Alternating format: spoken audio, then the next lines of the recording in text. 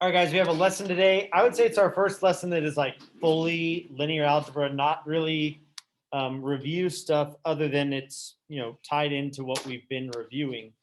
But otherwise, it's pretty much all new way of doing things. It'll be the first one where we're actually like solving a system of equations. Tomorrow is a normal check-in day. It's also problem sets can be due tomorrow at the end of the day, at the end of the school day. So if you haven't finished and turned that in, just keep that in mind.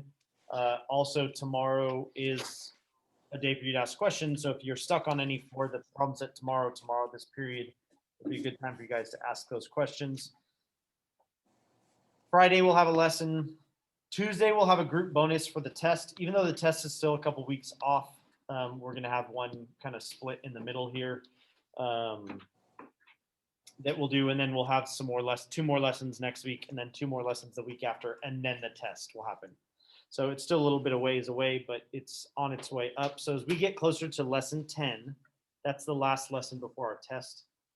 And that'll basically be the stopping point on like, this is how you find a complete solution to a system of equations. And that's kind of where we're working towards here. All right, so today we're going to do lesson number 5, which is factoring a matrix. And it's a method we could use to solve the system. It's not the only method. It's not necessarily the method I would choose every time. But there are certain situations where this is a good method. I would say the larger a system gets, the more this method is actually fairly efficient. With small ones, like we tend to do as examples, it's not the most efficient. So we don't use it as much for like 2x2s and 3x3s, which is most of our homework and things like that. But if you were to use like a 20x20 system of equations, this is actually pretty efficient. All we mean by factoring is like, think back to, arithmetic. You could take 20, you could factor into something like, 4 times 5 or, 2 times 2 times 5 or whatever. Okay, you could factor numbers. Then going into algebra, you could take something like, x squared plus 5x plus 6. And you guys learn to factor that as well. So all we're saying here is we're going to take a matrix A and we're going to factor it, meaning find 2 matrices that would multiply to give us A. We're going to look for specific ones that we call L and U. Okay, there would be other ones you could find. L and U, we pick specifically because they will make solving a system a little bit easier with L and U than with a random A. A could already be really easy, and in which case this probably wouldn't simplify anything. So we're going to think of A as a product of 2 other matrices. So say we have this A, it's really simple, 2x2 matrix. We're going to factor into L and U. L is called L because it is lower triangular, which means when we find it, any non-zero terms will be in this lower triangle on the lower left. U we call U because it's upper triangular. So meaning once we find U, all of its non-zero terms will kind of be in this upper triangle. So go down the main diagonal. In a lower triangular matrix, everything up here will be zeros above the main diagonal. In upper triangular, if you go on the main diagonal, everything below it will be zeros. Okay, no matter how big it is. These would be 2 by 2, so there would literally be a 0. But in like a 5 by 5, you just have a bunch of zeros up there. It does have to be square. Yeah, to factor, we're going to only have squares for this method. Yeah. So we'll end up with lower triangular, upper triangular. Go down the main diagonal. Lower triangular means everything above is zeros. Everything below is where your actual non-zero numbers could occur. There could be still zeros in there, but anything that's not zero must be in the lower part. Upper triangular, anything that's not zero must be in the upper part. Okay, the diagonal being included in that triangle. The reason we do this is think if my coefficient matrix was either lower or upper triangular, it means I've isolated a variable, right? Like in a lower triangular matrix, basically my x, I've isolated it. I've got something times x, 0 times y, and 0 times z. I could find x. Then I have x and y. I could use the x that I had, find y. Then I'll have an x, a y, and a z. And I could use the x and y that I've already found and find z. In upper triangular, we could find z. Okay, everything else is zeros. Then we could use z to find y. Then we could use z and y to find x. So in upper or lower triangular, they're basically already solved, those systems of equations. Okay, they're already in a way where I've isolated one variable, then 2 variables, then 3 variables, and I could find one, use that to find the other, use those 2 to find the other. So those are preferable. To be in lower or upper triangular, that makes your system of equations, means you're almost done. So that's one of the reasons that we'll factor this way, is we have 2 easy to deal with matrices as opposed to one that may or may not be very easy. And again, in a 2 by 2, and none of them are very hard, but to figure out U, what we would do is we would do elimination. Okay, we're going to do elimination. And in a 2 by 2, we're going to deal with this 6 here. In general, you're going to deal with everything under the main diagonal. And that'll give you your U, is just figure out what would I do to eliminate that by adding rows to other rows. In a 2 by 2, you basically are going to think, of doing an elimination matrix to get rid of that 6. So E21 here, I would take -3 times row 1 and add it to row 2 in order to get rid of that 6. So I'm going to put a -3 here. Times 2, 1, 6, 8. Gives me 2, 1, 0. And then I'll have a -3 plus 8 is 5. Okay, this is U. Notice it's upper triangular, right? All my non-zero terms are up there. So we have E21A equals U at this point. We want A equals LU. Right now we have something times A equals U. We want A equals something times U. So we can take what we have here, and if this is, E21 and A and U, and we want instead to basically solve for A, this is lesson 4, not 3. Use what we did yesterday. We multiply by the inverse, right? If I multiply by E21 inverse on both sides, that'll leave A by itself, and it'll show me what I would multiply U by to get A. And remember, the inverses of our elimination matrices, that was one of the ones I said has a shortcut.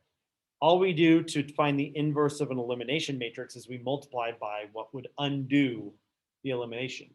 So if our elimination was subtracting 3 times row 1 from row 2, All we need to undo it is add 3 times row 1 to row 2. And do it to both sides. It needs to stay on the left-hand side, so don't multiply like on the right by 1 and on the left by 1. We're going to do it on the left so we could actually eliminate all this stuff. So make sure it's on the left of the other side, and then that's your L. So 1, 0, 3, 1. The inverse of my elimination matrix, that's L. U is A after I've done elimination. Okay, and there's my lower triangle of numbers, and here's my upper triangle of numbers here. So this is L and U. So hopefully that would be pretty easy for any 2x2 to kind of replicate, right? All you're finding is the E21, actually eliminating it. That's U. And then multiplying by the inverse of the E21 matrix you chose, which again is just changing the sign of whatever your elimination was. So 2x2s, this should be pretty easy to replicate. Okay, hopefully, if I gave you a 2x2 that could be factored, you would be able to factor. Okay, you could kind of follow that example, do the same thing. Okay, if this got larger,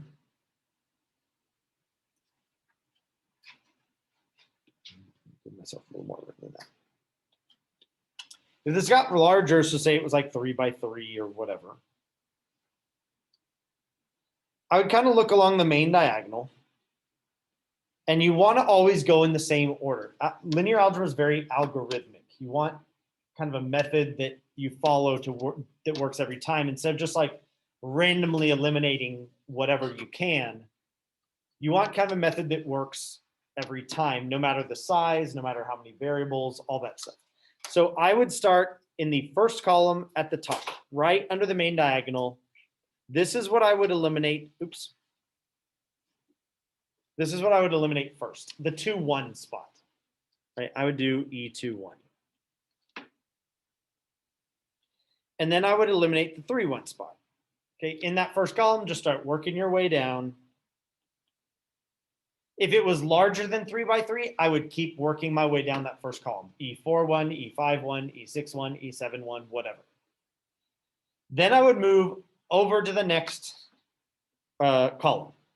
And I would do this one third. Deal with what's in E3, 2. And again, if it was larger, then do 4, 2, 5, 2, 6, 2, 7, 2, 8, 2, whatever.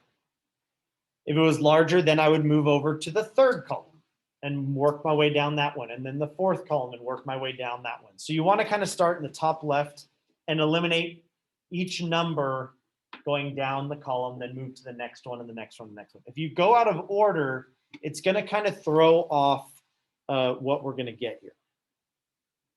So this will give you U. If I do all those eliminations and get U. Once mine get larger, I'm going to have multiple elimination matrices that I'm going to have to multiply by their inverse. As opposed to just one, I'm going to have to multiply by the inverse of those 3 matrices. And so also from yesterday, remember, you're basically undoing what you did in reverse order. So when I do this,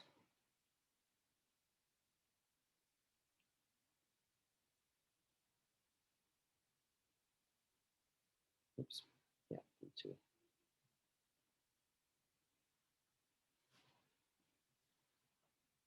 Not equals, sorry. Well, yeah, after I do that, it equals. This will be my L. Okay, is the inverse of the elimination matrices, but in reverse order of the way I eliminated. Because think if I were to undo it, first I would deal with this one, because order matters. So on the left-hand side, I'd have to deal with that one. Then I'd have to deal with that one. Then I'd have to deal with that one. The thing I did first would be the last thing I'd undo. So when I go to kind of undo all those things and move them to the other side of the equation to get LU, I would do it in reverse order. Each of those individually will not be difficult to deal with, though. And then multiply them together, and that's U. And we'll see that multiplying these together, again, as long as you're in that order, super easy. We don't actually have to do any multiplication at all. Okay, so after we do some examples, your goal should be like, okay, I get this. I think I could even do this for a 10 by 10 matrix. It would take you a really long time, a lot of paper. It would literally be the same steps over and over and over. It would not be more difficult steps. It would be the same ones. Okay, that's kind of the idea of linear algebra, is it scales up very easily. It's just more time consuming, which is why it really is good for computers. Okay, you could kind of scale this up and say, oh, make the computer do all these little adding, multiplying, adding, multiplying, adding, multiplying, and finish the problem. Okay, so main things to know here. Your inverse elimination matrices will be lower triangular. They'll have ones on the main diagonal. They're off diagonal entries. So basically the thing you eliminated, you'll just change the sign to invert it. So like if you had a negative k for the elimination matrix, you'll just change it to a positive k, okay, whatever that factor was. So if we subtracted 2 times a row, we'll now add 2 times a row. So that's why we're changing the sign, is we don't want EA equals U, we want A equals LU. So we're trying to get it to the other side of the equation, which is why the sign changes. We're multiplying by the inverse. A lot of people forget that. They're like, wait, why is the sign changing here? It's because it's only an elimination matrix when it's on the left. I want the inverse of that when I move it to the right-hand side. Okay, the product of these elimination matrices will still be lower triangular.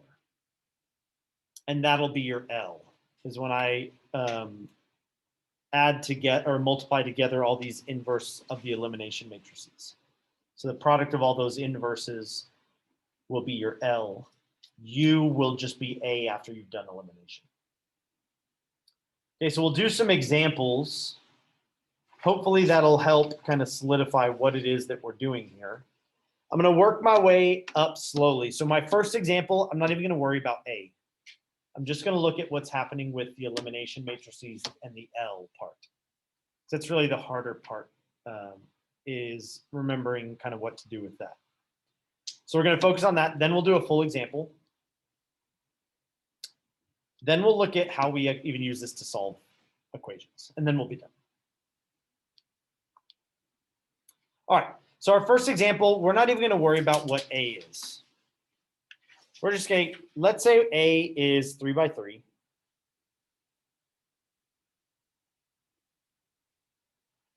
And that we've determined in order to do elimination, we're going to subtract 2 times row 1 from 2. We're going to add 5 times row 1 to 3 and subtract half of row 2 from row 3.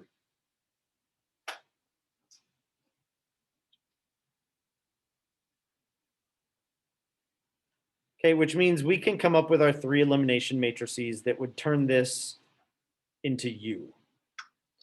First one we would want to do, first one not being the one on the left, first one being the one multiplied by A first, the one nearest A, is going to be the 2, 1 elimination. Okay, we're going to need to take rows 1 and 2 and do an elimination. So we're going to do that first thing, subtract 2 times row 1 from row 2. So that's going to be a negative 2 in the 2, 1 spot. Okay, that will eliminate 2 times row 1 from row 2. Then I want to deal with what's in the 3, 1 spot, meaning the thing that's happening to rows 3 and 1. So in this sentence, it's the next thing that's going to happen. I'm going to add 5 times row 1 to row 3, which means I'm going to put a positive 5 in that 3, 1 spot. And then last, I'm going to subtract half of row 2 from row 3. So subtract means I want a negative 1/2. Okay, and this will give me U. If I were to multiply this all out, I'm going to get U. A equals LU. I would multiply by all the inverses of those things on both sides of the equation, which would get rid of all of the elimination matrices on the left and put them all on the right. So I would do it in reverse order, which means now the one closest to U would be the one that undid subtracting 1/2 row 2 from row 3, which means I would add 1/2 row 2 back to row 3. Then I would undo the 5 times row 1 plus row 3.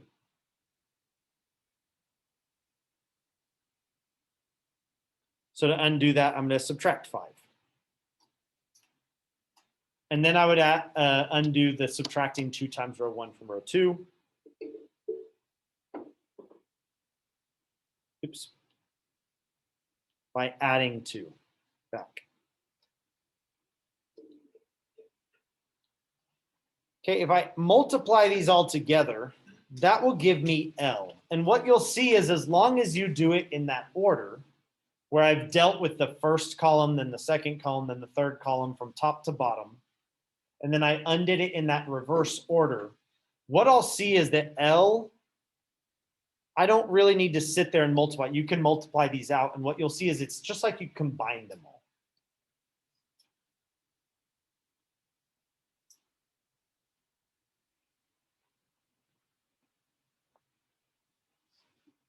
Okay, so I usually skip that middle step of like rewriting it and then picturing multiplying. I just go from, I found the elimination matrices, put them all together, and change the signs. Okay, so kind of just squish the 3 together, change all the signs, and you would have your L. So don't really need to do that. As long as you've, again, kind of gone in the correct order. If you go out of order, it can mess up the way that that's going to work. But if you sit there and actually multiply those 3 out, what you'll see is the first one times the second one times the third one just gives you all 3 basically put together in this nice, somewhat easy thing to do. So you don't have to like sit there and multiply a bunch of things. Okay, and this would be L. Would be that.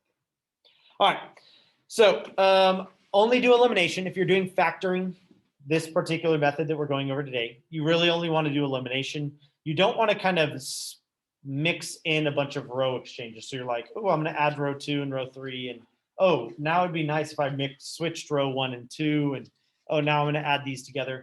You don't really want to do that in this particular method. Okay, at the very beginning, switching rows doesn't matter.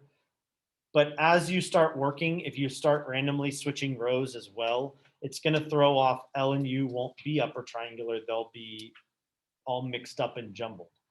So you don't really want to mix in that. This is pretty much strictly elimination. And just remember, L will be lower triangular and have 1s on the diagonal. And your little multipliers will be in positions below. And the signs will have changed. Okay, order matters. When you're doing your elimination, start in the top left, work down, then move to the next column, work down, move to the next column, work down when you're doing your elimination. All right, we're going to do one now from beginning to end. So with actual coefficients. So picture if these were the coefficient matrix of a system of equations.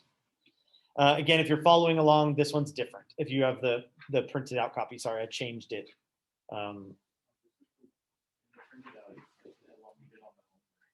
Yeah, I think that's why I changed it, because it's the same one you guys have already kind of seen. So I wanted to do a different one.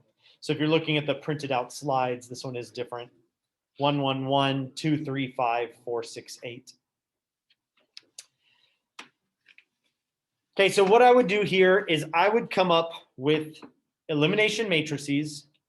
First, I'm going to deal with this 2 by adding some multiple of row 1 to row 2. So I'm going to come up with the E21, which if I look, I want to subtract 2 times row 1 from row 2. Okay, or negative 2 times row 1 added to row 2.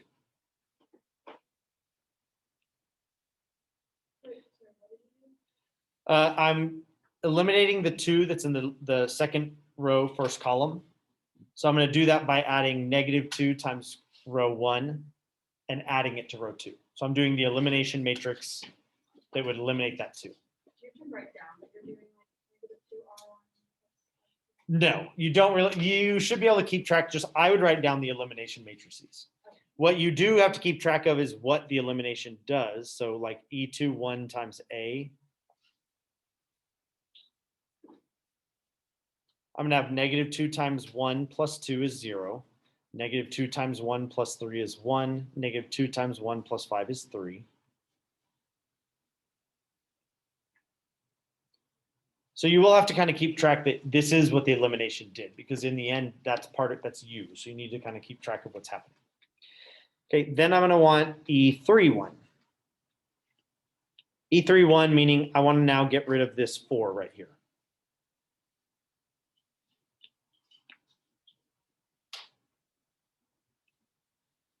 And I want to do that by adding a multiple of row 1 to row 3. So I'm going to do negative 4 times row 1 and add it to row 3. This is E31 times E21 times A that we're now trying to keep track of.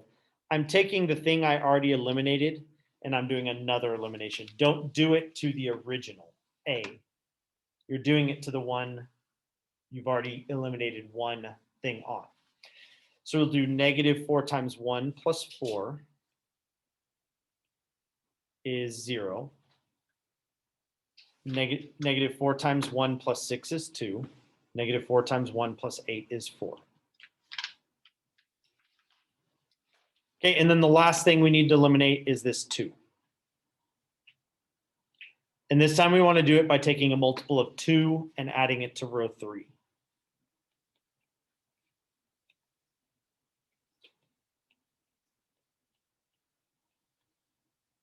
So I want negative 2 times row 2 added to row 3, and that'll eliminate that piece.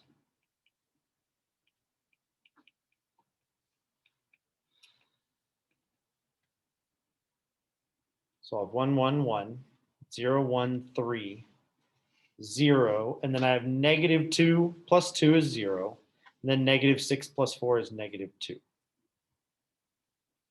Okay, and that's U. So A equals LU. L, I'm going to take my elimination matrices, combine them, and then change the signs of the multipliers. Okay, I'm skipping the step where I'm going to like multiply both sides by all the elimination matrices and then multiply all of those together.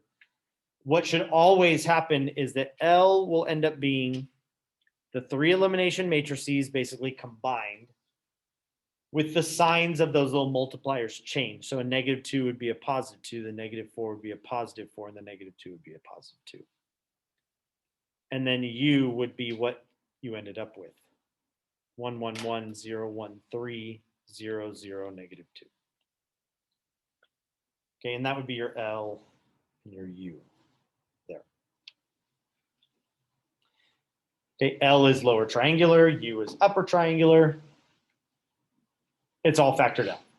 Okay, so that's generally how I would do it. I don't really rewrite like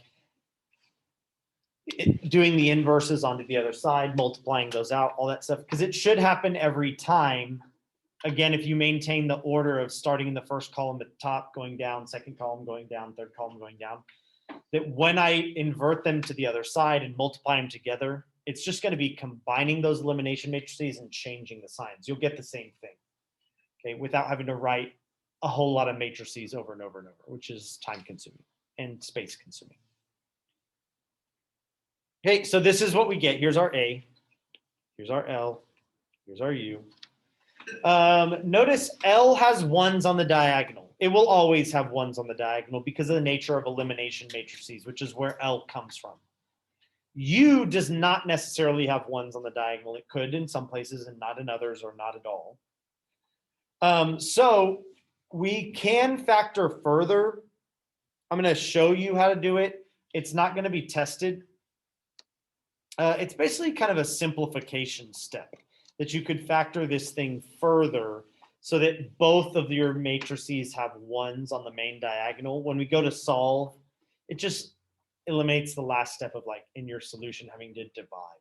It's not a big deal, which I don't tend to then do it this way. But some, if you're in a college class, they may require it. They may expect you to know it. So we're going to factor really quickly. I'm just going to show you how to do it. Again, I'm not going to test you into what's LDU, D is just a diagonal matrix where you factored out the coefficients on the main diagonal of U so that they're also ones. It's like here where we wouldn't have that -2 at the bottom of the main diagonal. We would factor out a diagonal matrix to deal with that. So this is just a further step. Again, I'm not testing over it. I'm not going to require you guys to do it. If you prefer to do it, you can. And then I would just like to make sure you guys have seen it so that you might, I think there's some homework problems that might ask you about it. So you want to write it down still. But L is lower triangular. It already has ones. U is upper triangular, but doesn't necessarily have ones on the main diagonal. So all we do is factor out the diagonal of U, which is really easy. It's a really easy last step. I don't find that it saves a lot of work, but it is an easy last step. So we'll take U, okay, where it's upper triangular and it could have any sort of numbers there. Okay, D1, D2, D3, I'm going to call the numbers on the main diagonal. U12, U13, U23, I'm going to call the numbers off the main diagonal above it. All we would do is we would take U, and this is the U from A equals LU, okay, because they're not really the same U.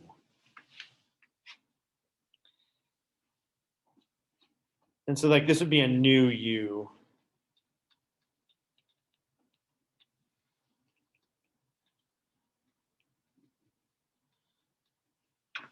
Where we would factor out the main diagonal. So what I would do is I would take D1, D2, D3, those scalars on the main diagonal, and factor them out as a diagonal matrix, meaning everything else would be zeros. That's D. And then my new U, all I do is divide the entire row 1 by D1, row 2 by D2, row 3 by D3, and so on. So D1 over D1 would leave me a 1 here. And then I would have U12 over D1 and U13 over D1. So I would just divide everything by D1 in the first row. Second row, I divide by D2, so 0. D2 over D2 will be 1. And then I'll have U23 over D2. And then the third row, I'd have 0, 0. D3 over D3 will be 1. And so that would be my new U, where I'd have ones on the main diagonal. If you notice, if you multiply these together, you'll get the original U. Okay, L would remain unchanged. You'd use the same L. And then you'd have DU instead of just a U. So we'll look at how we solve with these, and you'll see like it would eliminate the last step of your solution. You wouldn't have to like have 3x equals 9. You would have x equals 3 right away. To me, that's not saving much. So I don't really do it this way, but you should see it. So again, once I factored, this is a really simple step. If I want to, here's L and U. If I want to factor this into L du, L stays the same. D is just a diagonal matrix with the coefficients of the diagonal of U. So 2 and 5. And then U is just dividing the first row by 2. So 2 divided by 2 and 8 divided by 2. And then the second row divided by 5. So 0 and 1. And so it would ensure U also has ones on the main diagonal. If you multiply it all out, you should still get the original A. And if you multiply D and U, you should get the old U that we would have found in the first one.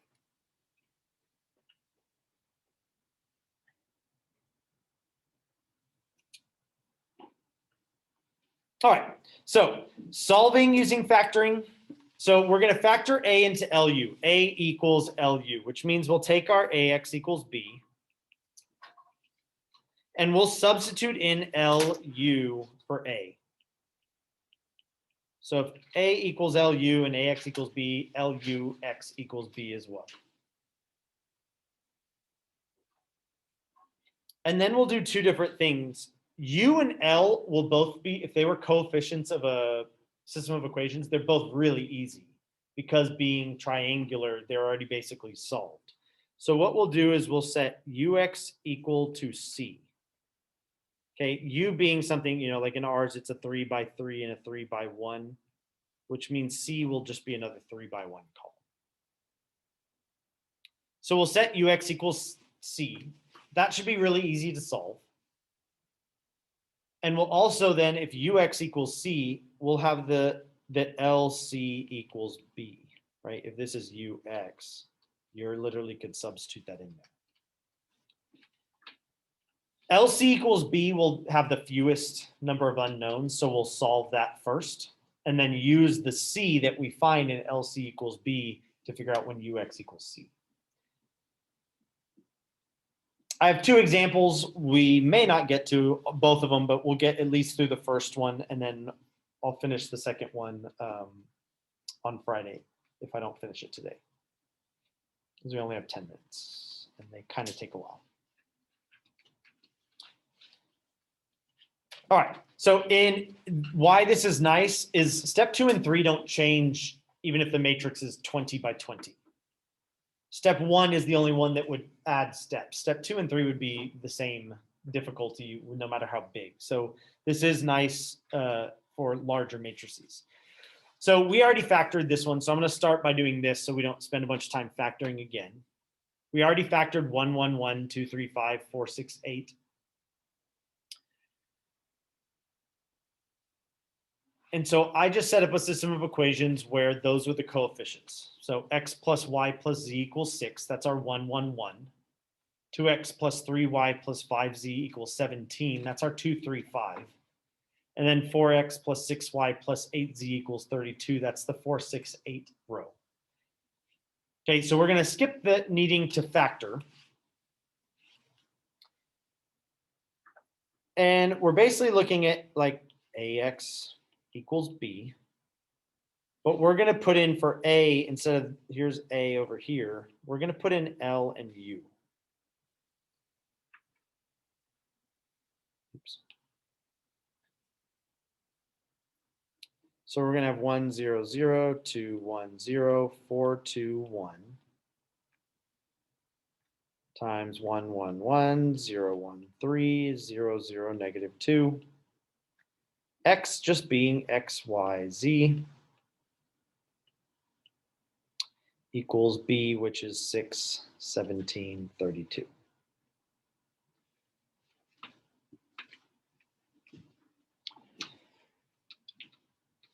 So here is ux.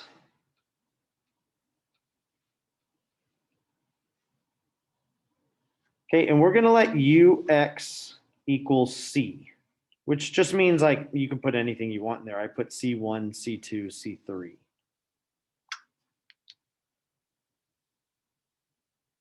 And so then we're going to sub that in for ux. So we're going to solve LC 1, 0, 0, 2, 1, 0, 4, 2, 1 times c, which we're subbing in for ux, equals 6, 17, 32. Okay, and we do this because each of them individually, L and U, if they're coefficients of a system of equations, they're basically already solved because they're upper and lower triangular. So now look, if I do row 1 times that column, I'll have 1 times C1 plus 0 times C2 plus 0 times C3 equals 6. Then if I look at the second row times the column, I'll have 2 times C1, which is 12, plus 1 times C2, which is C2, plus 0 C3 equals 17, which means C2 is 5. And then if I go to the third row, I'll have 4 times C1, which is 24, 2 times C2, which is 10, plus 1 times C3 equals 32. So I have 34 plus C3 equals 32. C3 is negative 2. Okay, upper and lower triangular systems are easy because you've basically isolated 1 variable, 2 variables, 3 variables at that point. Those are not your answer. That's your C's. So now we solve UX equals C. So we have 1, 1, 1, 0, 1, 3, 0, 0, negative 2 times X, Y, Z equals 6, 5, negative 2. Okay, that's UX equals C. And just like the last one, this one is already triangular, which means we have one variable isolated, then two, then three. This time start at the bottom, right? That third row times the column, I'll have 0x, 0y, and negative 2z equals negative 2. So z is 1. The second row, I'll have 0x, I'll have 1y, and I'll have 3z, so 3 times 1 should give me 5. So y is 2. And then the first row, I'll have x plus y, so plus 2, plus z equals 6, so x is 3. Okay, and then that's the solution to our system of equations, 3, 2, 1. That's the point where all three planes meet. That's the solution to the system of equations. However you want to kind of think of that, this is kind of what you would do. You would factor, and then you could solve LC equals B, and then UX equals C. And that this step that we just did here, no matter how large the system is, those would be the same two steps. Those wouldn't change. The factoring would get lengthier for sure if it got larger. But otherwise, you'd still have this same idea for solving a really long, big system of equations. So we have 5 minutes left. I'm going to see how much I can get through here. So we're going to start from the beginning on this one. So we have just a system of equations. This is not the only way to do it, but this is the way we're going to do it this time. We're going to factor and then solve. So I have x plus 2y minus 5z equals negative 11, 4x minus 3y plus 2z equals 11, negative 3x plus 5y plus 3z equals 8. I am going to come up with a coefficient matrix. So I have 1, 2, negative 5, 4, negative 3, 2, negative 3, 5, 3. Okay, this is A.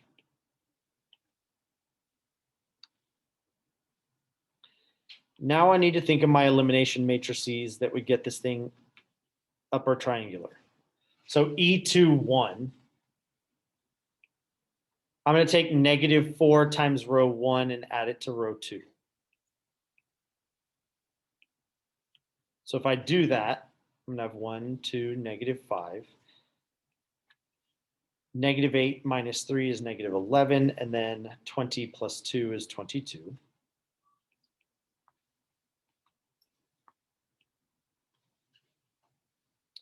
Then I'm going to come up with E3, 1.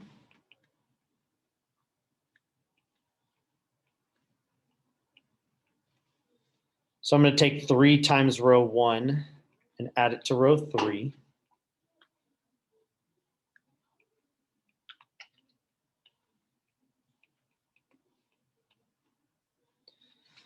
So I'll have 0.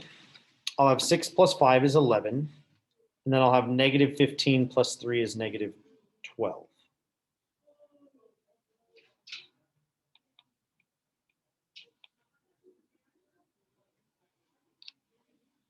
And then I'll get E3, 2. Which I'm just going to take 1 times row 2 and add it to row 3. Okay, in all of these situations, I'm trying to get rid of this number, then this number, and now this number. Oops.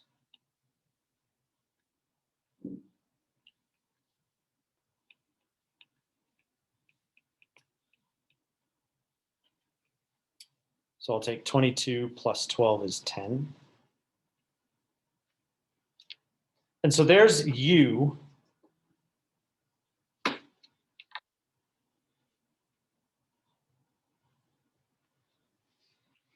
So L, again, you kind of just smash the elimination matrices all together, but change the sign. So I'll have a +4, a -3, and a -1 would be L. U is the matrix we ended up with, 2, 1, 2, -5, 0, -11, 22, oops, 22, and then 0, 0, 10 times X, Y, Z equals -11, 11, 8. And so the two things that I'll look for, and I'll probably pause here because the bell's going to ring fairly soon, is where L times C equals -11, 11, 8. And then once I've found that, I'll look for where UX equals C. So we're 1, 2, -5, 0, -11, 22, 0, 0, 10 times X, Y, Z equals whatever C I have. And I'll finish this one tomorrow because we're almost done. It says I'm playing music. Okay, so I'll stop there and I'll finish this one tomorrow. This is our last one. Tomorrow, or sorry, Friday. Tomorrow's just a check-in day. If you guys have questions, your problem set's due, so make sure you ask those questions. Otherwise, you guys have a great afternoon and I'll see you guys tomorrow. Thank you. Bye, thanks. Bye. Uh-huh.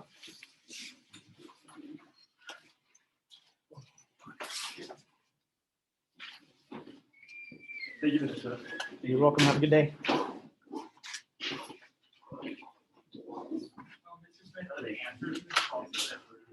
I posted them this morning.